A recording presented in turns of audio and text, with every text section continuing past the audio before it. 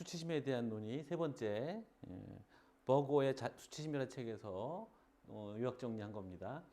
자부심 기르기 세 번째, 이거 마지막 이제 탈출해야 되는 거죠. 자부심의 기원이 어떻게 되는 거냐는 건데, 초기 형태는 일종의 능률이나 숙련돼서 오는 쾌감이라고 되어 있습니다만, 이제 아주 어린 아이를 생각해 보시면, 아이가 처음에 누워 있다가 뒤집어요. 그러면 부모가 막 거기 박수를 쳐주잖아요. 그 다음에 기어요. 역시 박수를 쳐주고. 드디어 일어나요. 그러면 난리가 나, 집안에 뭐 경사가 나는 거예요. 그런 것들. 자기가 자기 몸을 컨트롤해 나가기 시작하면서 그걸 걷고 기고 뒤집고 뭐 이런 것에서 오는 그 쾌감으로부터 자부심이라는 게 생긴다는 거죠.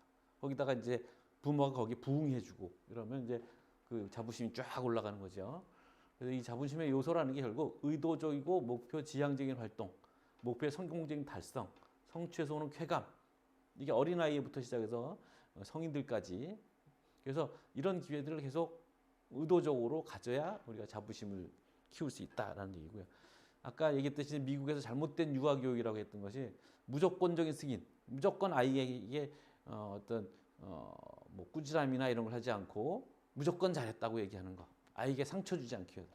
그것은 결국 이런 성취를 통한 자부심을 키우는 기회를 방기하게 되는 것이다. 그래서 그 사회가 무슨 유토피아가 아니잖아요. 에덴 동산이 아니고 어차피 아이는 커서 성인이 되고 사회에 노출이 되는데 그 사회에 노출되는 것 자체가 스트레스인데 그래서 어린아이들이 무기력하게 자라게 된다라는 건데 오늘날 우리 사회도 그랑 무관하지 않다는 생각이 듭니다. 자, 그다음에 개인적인 책임감. 자존감은 그냥 우리 자신을 긍정한다고 해서 생기는 게 아니고 성취되는 업적이다라는 거죠. 어떤 일을 성취함으로써 그 업적으로 생기는 게 자부심인 거죠. 자부심을 기르는 건 우리 스스로를 잘 아는 데서부터 시작한다. 그러니까 내가 뭘 해야 성취할 수 있을지. 너무 터무니없는 목표를 가져서는 계속 좌절만 할 테니까 현실적으로 성취 가능한 목표를 세부적으로 설정해서 그걸 하나하나 도달하는 데서부터 우리의 자부심을 키워나가야 된다는 얘기죠. 그래서 또 이제 이건 이제 핵심 수치심을 갖고 있는 사람들 얘기인데 정신적으로 어려움을 갖고 있는 사람들. 그래서 이 버거가 자기 내담자들과 상담을 진행하면서 많이 회복되는 거죠. 그래서 진행 중인 상태라는 걸 얘기하는 것은 그래서 그 사람들이 이제 그 수치심을 핵심 수치심에서 벗어나기 시작하면 오히려 그것을 상담 진행한 오히려 좋아지는 상황에서 어떤 문제가 생기냐면 자기가 수치심을 갖고 있다는 사실을 이제 부정하게 되거나 아예 우월 의식을 갖는 자아로 이제 도피하는 경우들이 또 생긴다는 거예요. 그러니까 뭐 어떤 케이스를 얘기했던데 어떤 여인이 이런 상담 중에 상태가 많이 좋아져 갖고 정상적인 삶을 살고 남편이랑 결혼도 하고 그런데 그 상황에서 남편이 뭔가 잘못하면 남편들 쥐잡듯이 잡는 거죠.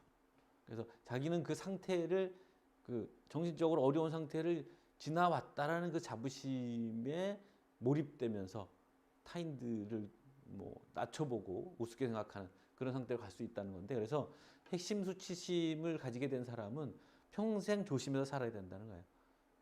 그래서 왜 이걸 굳이 이제 또 소크라테스랑 연결시키면 검토되지 않은 삶은 살 가치가 없다라는 얘기를 소크라테스가 하거든요. 그 얘기를 달리 말하면 우리는 평생 내 삶을 검토하면서 살아야 된다라는 거예요. 뭐 옛날 번역은 음미되지 않은 삶이라고 합니다만 지금 요즘 번역을 하면 자기 삶을 계속 끊임없이 반성하고 검토하고 그래야 된다라는 거거든요. 우리의 인생 자체가 원래 그런 거다라는 생각으로 이제 이거랑 연결해 볼 수도 있겠죠. 그리고 이제 선택. 내가 누군지를 알아야 나에게 맞는, 내 취향에 맞는, 내 능력에 맞는 그런 선택을 하게 되고 그런 선택을 해야 성취감을 느낄 수 있고 그런 거니까 자기 인식이 그래서 중요하다는 거고요. 그 경험에서 이제 교훈을 얻게 하고 반면에 완벽주의를 하게 되면 자기가 완벽한 어떤 행위를 해야 되는데 실패한단 말이에요. 그러면 거기에 대해서 자기가 죄책감을 갖고 자기에 대해 실망하고 그럼 다시 다음번에 또 잘해봐야지. 그러다가 또 실패하고 뭐 이런 이제 악순환을 겪게 하는 거니까 경험을 통해서 성장할 수 있다는 공간을 인정하고 자신이 불완전하다는 사실도 인정하고 그래야 되는데 완벽주의가 되면 이런 식의 이제 악순환을 일으키기 때문에 자기 인식을 해야 된다라는 얘기 걸고 이것도 네, 성취의 필요성. 나라는 것은 겸손한 자기 인식과 함께 우리의 강점들과 한계점들을 파악해서 현실적으로 부응할 수 있는 목표와 기대치를 정의하여 그것을 성취하는 흥분과 기쁨의 감정과 관련되어 있다. 말이 좀 깁니다만 결국 나는 무엇이냐라고 했을 때 이 건강한 나를 유지하기 위해서는 어디 갔죠? 여기 있구나.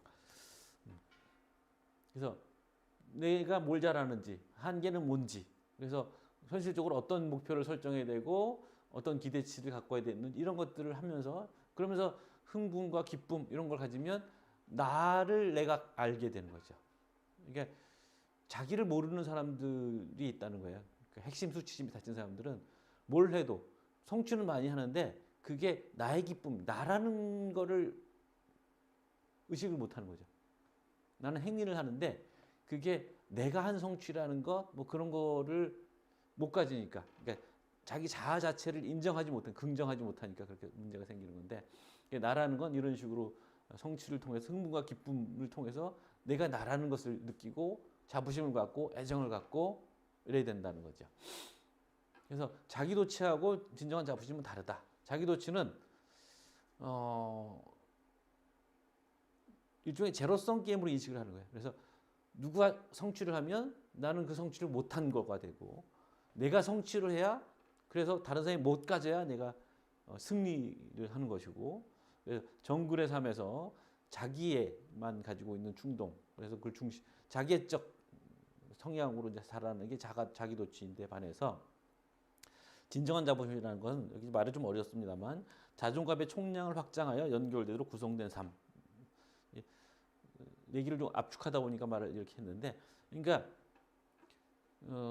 제로섬, 그러니까 그 소크라테스 얘기 다시 돌아가면 소크라테스와 고대인들의 삶에서 아레테라는 게 있어요. 탁월함 또는 덕이라고 번역하는 건데 탁월함으로 번역할 때 문제가 있는 부분은 뭐냐면 탁월함은 누구보다 탁월함, 비교 우위에 서는 거죠. 이게 제로섬 게임이 되는 거야. 근데 그걸 덕이라고 얘기했을 때 또는 훌륭함이라고 번역하는데 훌륭함은 각자 훌륭할 수 있는 거죠. 그래서 다른 사람이 뭘 성취했다고 내게 없어지는 게 아닌 거고 각자 자기 일들을 해서 성취를 하면 서로 성취 기쁨을 나눌 수 있다는 거죠. 이게 이제 사실은 확장하면 플라톤의 국가 같은 것이 바로 그런 겁니다. 그러니까 우리가 이제 자본주의를 비판하는 이유 중에 하나, 우리가 또 자본주의를 비판하는 거지 돈으로 모든 것이 해결되잖아요. 그러니까 돈이란 건 내가 가지면 다른 사람 못 갖는 거고, 다른 사람이 가지면 나는 적게 갖게 되는 거고, 뭐 이런 거잖아요. 근데 이제 플라톤의 국가에서는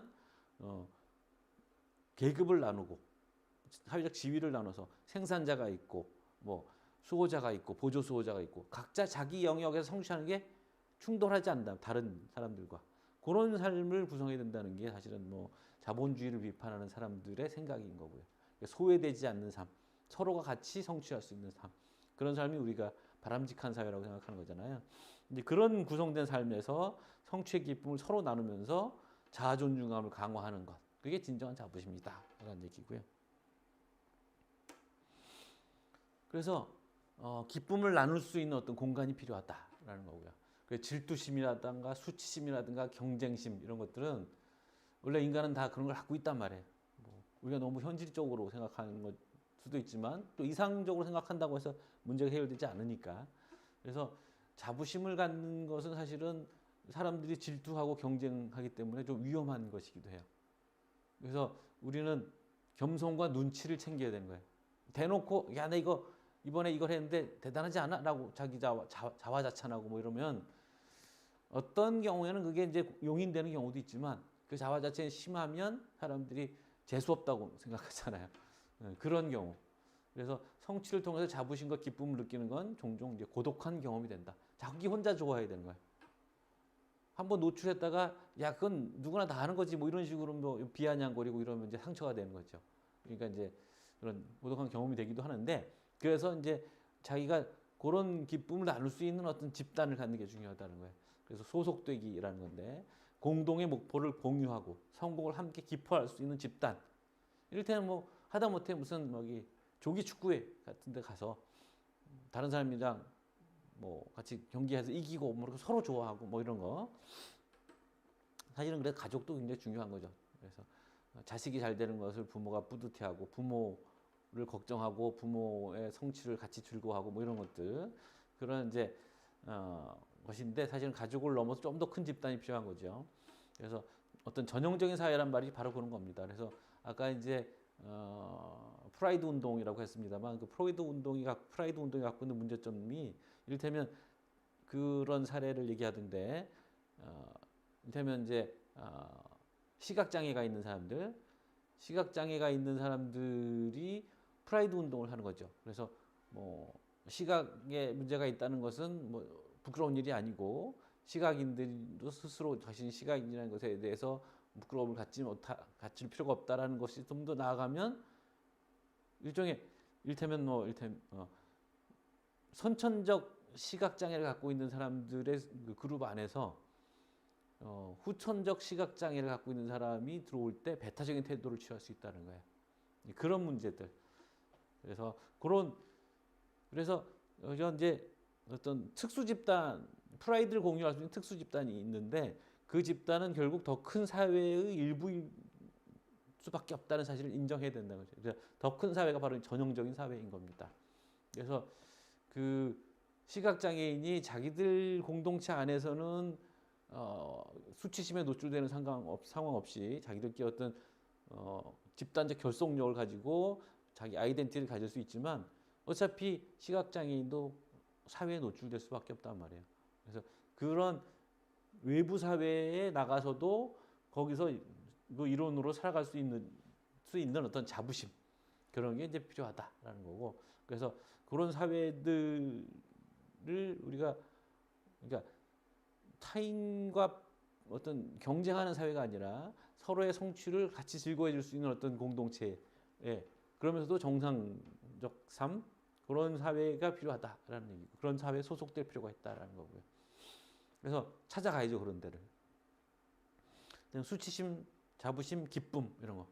그러니까 완전한 치유가 가능하다고 기대하지도 않으면서 삶의 의미 있는 영위가 가능하다. 또 재미난 얘기 마지막으로 한번 지나가면, 그러니까 이것도 이제 어떤 장애를 가진 부모가 한 얘기인데 이런 얘기라는 거야. 자기는 뭐 이를테면 어떤 상상의 세계에서 어떤 사람이 이제 프랑스로 여행을 가려고 준비했는데 중간에 문제가 생겨서 느닷없이 도착해 보니까 네덜란드였다는 거예요.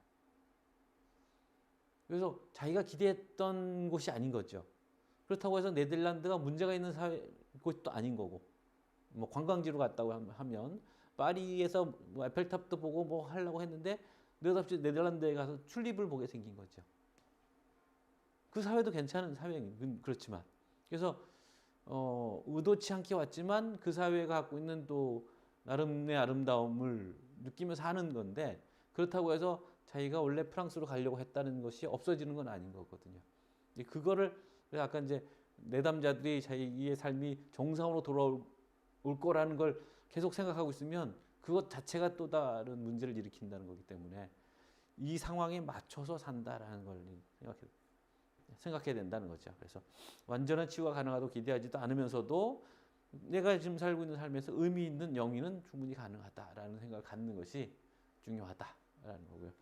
그래서 뭐 이거는 이제 워낙 임상 심리학자의 글이기 때문에 그 핵심 수치심을 가진 사람들을 어떻게 치유할 것이라는 관점에서 얘기된 것이긴 합니다만, 그래서 이론적인 얘기보다는 좀 실천적인 얘기, 좀 실질적인 얘기들의 중심이긴 합니다만, 그래서 우리 삶에서 수치심이라는 게 어떤 역할을 하고 있는지 그런 것들을 일단 알아보기 위해서 정리한 것입니다. 수고하셨습니다.